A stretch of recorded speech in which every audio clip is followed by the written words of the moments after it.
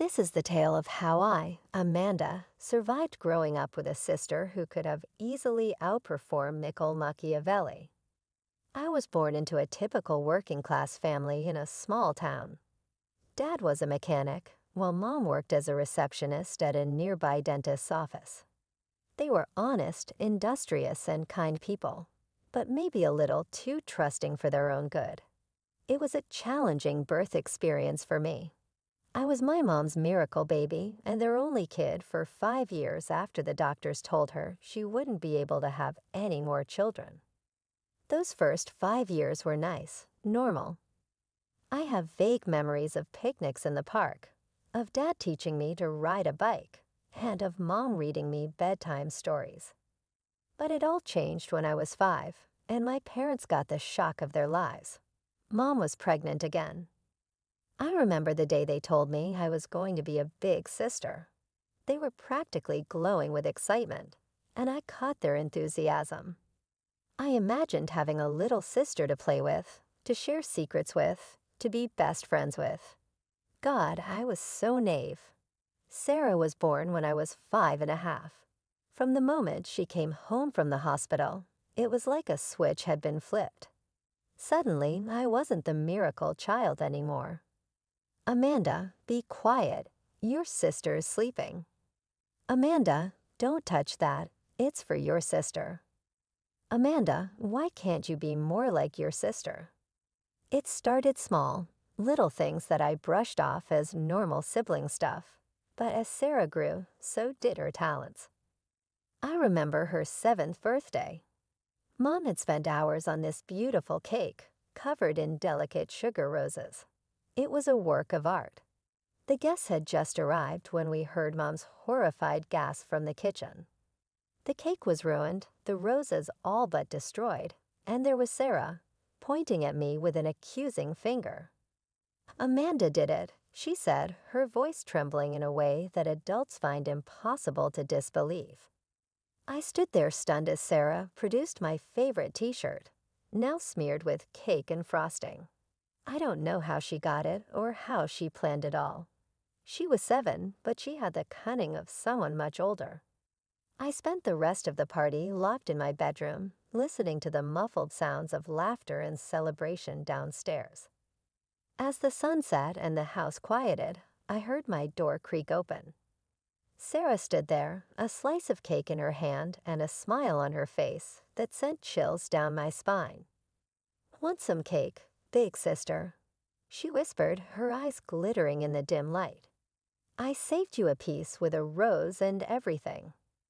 I stared at her, this young demon in a party dress, and felt the first stirring of real fear. What kind of 7-year-old could pull off something like this? And more importantly, what else was she capable of? As the years rolled by, Sarah's manipulation tactics only grew more sophisticated. Every day became a new battle, and I was constantly on edge, wondering what she'd do next. When I was 14 and Sarah was 9, I started to notice my school supplies going missing or getting damaged. At first, I thought I was just being careless, misplacing things here and there. But then I started finding my notebooks with pages torn out, pencils broken in half, and textbooks with scribbles all over the important parts. One day, I caught Sarah red-handed, a pair of scissors in her hand, and my history essay in shreds on her bedroom floor. "What are you doing?" I yelled, snatching the remains of my homework from her. Sarah's eyes welled up with crocodile tears. I was just trying to help you cut out some pictures for your project," she sniffled. "This isn't a project. It's my essay.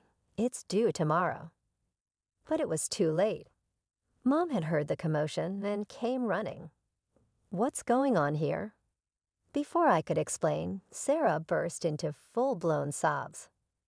I was just trying to help Amanda with her homework, but she yelled at me. Mom turned to me, her face a mask of disappointment. "Amanda, how could you? Your sister was only trying to help. Apologize to your sister right now." I stood there, seething with anger and frustration. Sarah peeked at me from behind Mom's legs, a sly smile playing on her lips. "I'm sorry," I gritted out, the words tasting like ash in my mouth. That night, I had to stay up until 3 o'clock a.m. rewriting my essay. The next day at school, I could barely keep my eyes open. My teacher wasn't impressed with my sloppy handwriting and obvious fatigue. "Amanda, this isn't like you," she said, frowning at my paper. "Please put more effort into your schoolwork." I'd hate to have to call your parents. But of course, she did end up calling my parents. And of course, they blamed me for not being responsible enough, for not taking my studies seriously. Sarah sat at the dinner table, quietly eating her food with a satisfied smirk as Mom and Dad lectured me about the importance of education. As I grew older, Sarah's tactics evolved. When I started showing interest in boys in high school, she found new ways to torment me. My first boyfriend, Jake, broke up with me after hearing a rumor that I'd been cheating on him with his best friend. I was devastated, but when I confronted Sarah about it, she just shrugged. "How could I have started that rumor?" she said innocently. "I don't even know your friends from school." But I saw the glint in her eye, the barely concealed satisfaction in my pain. She was getting better at covering her tracks, at maintaining her facade of innocence. As my high school years progressed, I became more determined than ever to secure my escape. I poured all my energy into a special project that I hoped would be my ticket to a prestigious college far away from Sarah's clutches. But I knew better than to let my guard down, even for a moment. My friend Melissa was the only person I truly trusted. We've been close since elementary school, and she was well aware of Sarah's true nature. "I need you to keep something for me," I told her one afternoon as we sat in her room. I pulled out a thick folder from my backpack. "This is my project for the university grant competition. If I win, I get a full ride to Westfield College." "Wow, that's amazing," Melissa exclaimed, then her face fell slightly. "But why are you giving it to me?" I took a deep breath. Because if Sarah finds out how important this is to me, she'll find a way to destroy it. I need you to keep it safe. I'll work on a dummy version at home. Melissa's eyes widened in understanding. "Clever," she said, taking the folder and locking it in her desk drawer. "Don't worry, I'll guard it with my life." For weeks, I worked on 2 versions of the project, the real one safely tucked away at Melissa's house, and a decoy version at home. I made sure to leave the decoy version conspicuously on my desk, knowing Sarah wouldn't be able to resist snooping. The day before the submission deadline, it happened. I was in the kitchen when I heard Sarah's sickeningly sweet voice. "Oh no, Amanda, I'm so sorry." I rushed to the living room to find Sarah standing over my desk, a glass of orange juice appended over my decoy project. Papers were soaked, ink running in streaks across the pages. "I was just bringing you a drink," Sarah said, her eyes wide with feigned innocence. I tripped. It was an accident, I swear. Our parents came running at the commotion. Mom gasped at the sight of the ruined papers. "Oh, Amanda," she sighed, "you should be more careful about where you leave important things." I saw the glint of triumph in Sarah's eyes, the slight upturn of her lips as she waited for my reaction. But this time, I was ready. I smiled. The look of confusion on Sarah's face was almost comical. "It's okay," I said calmly. "That was just a backup copy. I already submitted the real project last week." The triumph in Sarah's eyes flickered and died, replaced by a flash of anger so quick I almost missed it. Our parents, oblivious as always, praised me for my foresight. A few weeks later, the results of the competition were announced. I'd won the grant, a full scholarship to Westfield College, 3 states away. As I read the acceptance letter, tears of joy and relief streamed down my face. I was getting out. I was finally escaping. But my moment of triumph was short-lived. As I packed my bags for college, I overheard my parents talking in hushed tones. "It's a shame," Mom was saying. "I wish Sarah had gotten an opportunity like this. She deserves it more." "I know," Dad agreed. "Amanda's smart, but Sarah, she's special. She could really go places with a chance like that." Their words stung, but I was past caring. In a few days, I'd be gone, starting a new life far away from Sarah's manipulations and my parents' blind favoritism. The next few years were like a breath of fresh air. At Westfield College, I thrived. I made genuine friends, excelled in my studies, and even started to heal from the emotional trauma of my childhood. I majored in finance, discovering a talent for numbers and analysis that I never knew I had. Whatever the reason, I graduated at the top of my class and landed a job at a prestigious financial firm in the city. Life was good. I had my own apartment, a job I loved, and a sense of peace I'd never known before. I kept in touch with my parents, visiting them on holidays and occasional weekends, but these visits were always tense.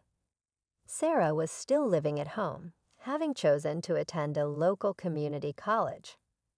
Every time I saw her, I could feel her resentment simmering just beneath the surface. It was a typical Friday at work when I got the call that would shatter my carefully constructed peace. I was in the middle of analyzing some market trends when my phone buzzed. It was my mother. "Amanda," she said, her voice tight with tension, "we need to talk. It's about your sister. She's graduating soon, and well, we think it would be best if she came to live with you in the city." I nearly dropped the phone. "What? Mom, no, that's not possible." "Don't be selfish, Amanda," my mother snapped. "Sarah needs this opportunity, and you have that big apartment all to yourself. Plus, we need you to cover her tuition for college." I felt like I was drowning. All the old feelings of helplessness and fear came rushing back. "Mom, I can't. My apartment isn't big enough, and I can't afford." "Can't afford it," my mother interrupted. "With that fancy job of yours? Don't lie to us, Amanda. We know you're doing well for yourself." I took a deep breath, trying to steady myself. "Mom, it's not about the money. Sarah and I, we don't get along. You know that." "Oh, not this again," my mother sighed. "Amanda, when are you going to let go of this childish jealousy? Your sister needs you. This is what family does." I closed my eyes, feeling a headache coming on. "I'm sorry, Mom. The answer is no. I can't have Sarah living with me, and I won't pay for her tuition. I have my own life, my own expenses." There was a long silence on the other end of the line. When my mother spoke again, her voice was cold. "I see. Well, I hope you're happy with your decision, Amanda. Don't bother coming home for Christmas this year." Later that evening, as I was trying to distract myself with work, my phone buzzed again.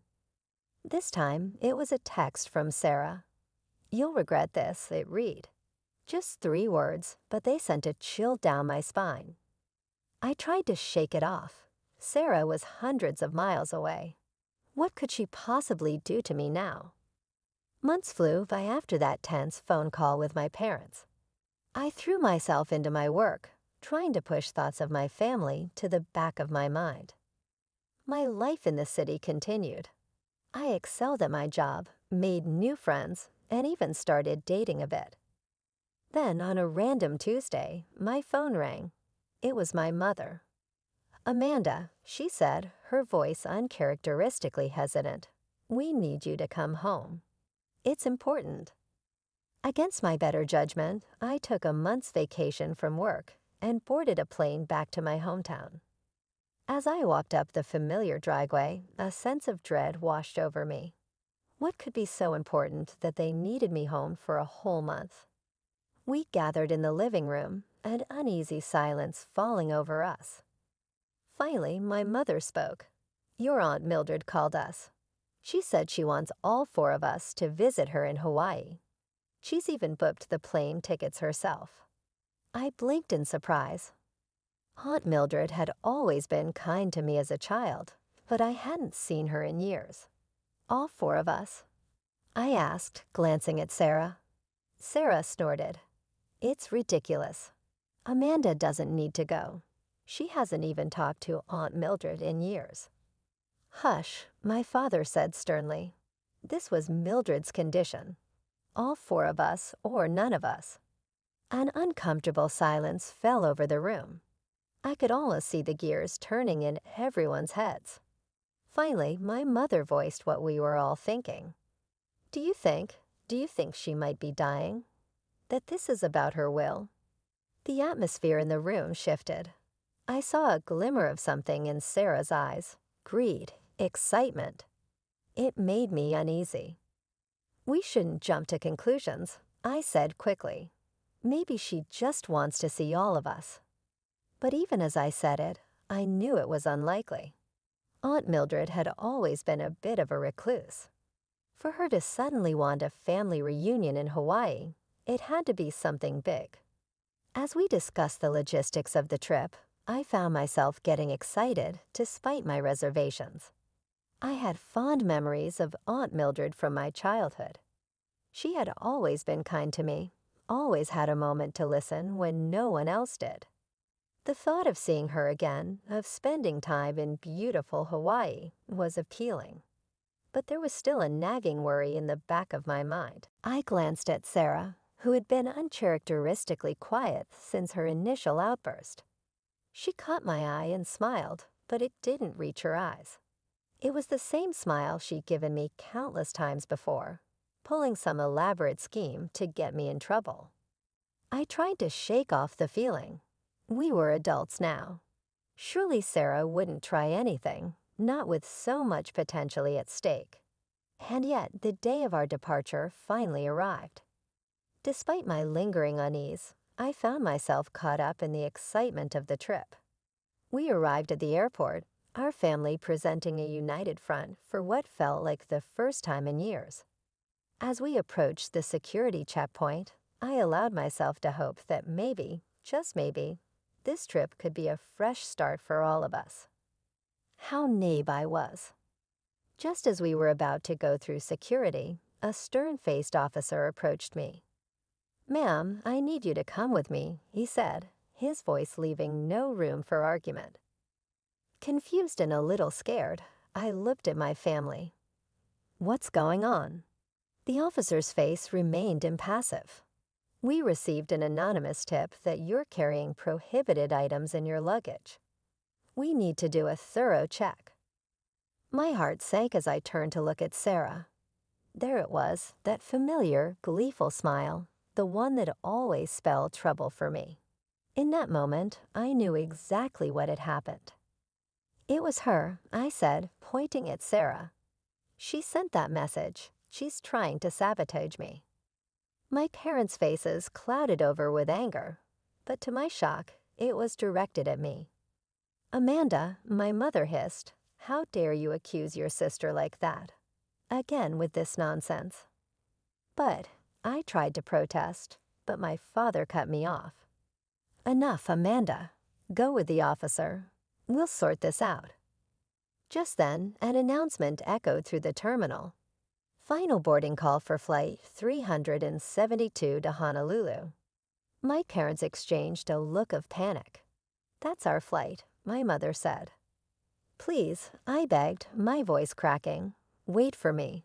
I'll sort this out quickly, I promise." But my pleas fell on deaf ears. My father shook his head, not meeting my eyes. "We can't miss this flight, Amanda. You know how important this is."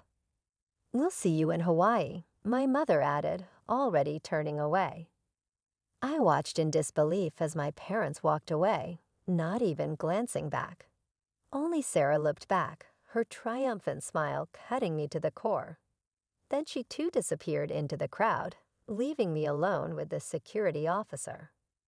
The next few hours were a blur of invasive searches and endless questions.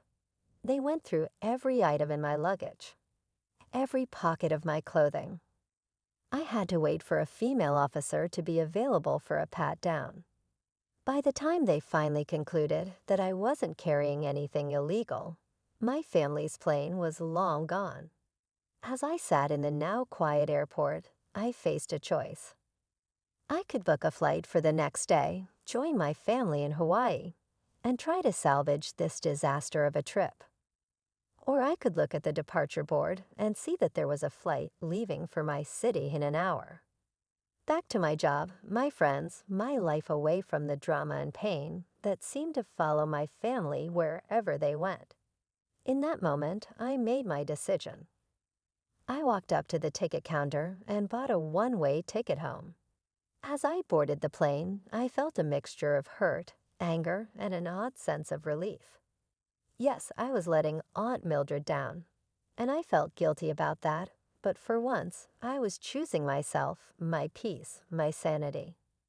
A few days after returning home, I was settling back into my routine, trying to push the airport incident out of my mind. I was just beginning to relax when my phone rang. It was my mother. Her voice trembled, thick with emotion. My heart raced, sensing something was terribly wrong. "Your sister Sarah's been arrested." The world seemed to tilt on its axis. Arrested? What for? My mother's story came out in a rush of words, each one more shocking than the last. They had arrived at Aunt Mildred's house in Hawaii, only to find her furious that I wasn't there. She refused to discuss her will without all four of us present, Mom explained. We had to stay at her house while we tried to figure out what to do. I felt a pang of guilt quickly overshadowed by my mother's next words. Then it happened. "Your aunt, she almost fell down the stairs. She could have broken her neck." "Amanda, what, is she okay?" I asked, concerned for the aunt I remembered so fondly. "She's fine, thank goodness." But Amanda, it wasn't an accident. It was Sarah. She pushed her. I felt the blood drain from my face. "How do you know?" There were cameras hidden all over the house. They caught everything. The pieces started falling into place. The anonymous tip at the airport, Sarah's triumphant smile. It had all been part of her plan. A plan that had backfired spectacularly, and Aunt Mildred called the police. My mother continued, her voice breaking. When they came to arrest Sarah, she lost it. She started screaming about how she just wanted the money, how she'd been waiting for years for this opportunity. I listened in stunned silence as my mother recounted Sarah's meltdown. How she'd screamed that she hated our parents, that she was just waiting for them to die so she could inherit everything. We were blind. Amanda, my mother sobbed. How could we not have seen it? How could we have been so wrong about her? As I listened to my mother's broken words, a whirlwind of emotions swept through me. Shock at Sarah's actions, vindication that her true nature had finally been revealed, sadness for my parents, whose world had just been shattered, and buried beneath it all, a tiny, shameful spark of satisfaction that they finally understood what I'd been trying to tell them for years. As we ended the call, I sat in silence, trying to wrap my head around everything that had happened. The sister I'd grown up with, who I'd always known was manipulative, had crossed a line I never thought possible. She tried to seriously harm our great-aunt, all for the chance at an inheritance. When I arrived at my childhood home, the atmosphere was completely different from my last visit. Gone was the tension and unspoken resentment. Instead, I found my parents looking older, more vulnerable, but also more open than I'd ever seen them. "Amanda," my mother said, her voice thick with emotion as she embraced me. "We're so sorry we've been blind for so long." My father, a man never comfortable with emotional displays, simply placed a hand on my shoulder. "We should have listened to you," he said gruffly. "Can you forgive us?" It was a moment I had dreamed of for years, but now that it was here, I found myself overwhelmed. Of course, I managed to say, tears welling up in my eyes. Of course I forgive you. We spent hours talking, really talking, for what felt like the first time in years. They shared their shock at Sarah's actions, their guilt over dismissing my concerns for so long, and their fear for the future. I listened, offering support, and finally feeling heard. But our fragile peace was soon shattered. We received word that Aunt Mildred had withdrawn her statement to the police, and Sarah was being released. The news hit us like a physical blow. "She can't come back here," my father said, his voice firm. "We can't trust her anymore." What followed was a painful but necessary process.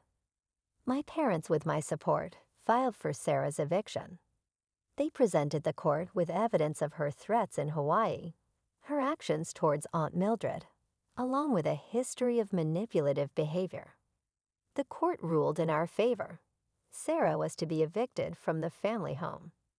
When she came, my parents didn't even let her in the house. They left her belongings on the porch, a final, symbolic separation. Sarah's response was predictably spiteful. As she drove away, presumably out of our lives for good, she left one last parting shot.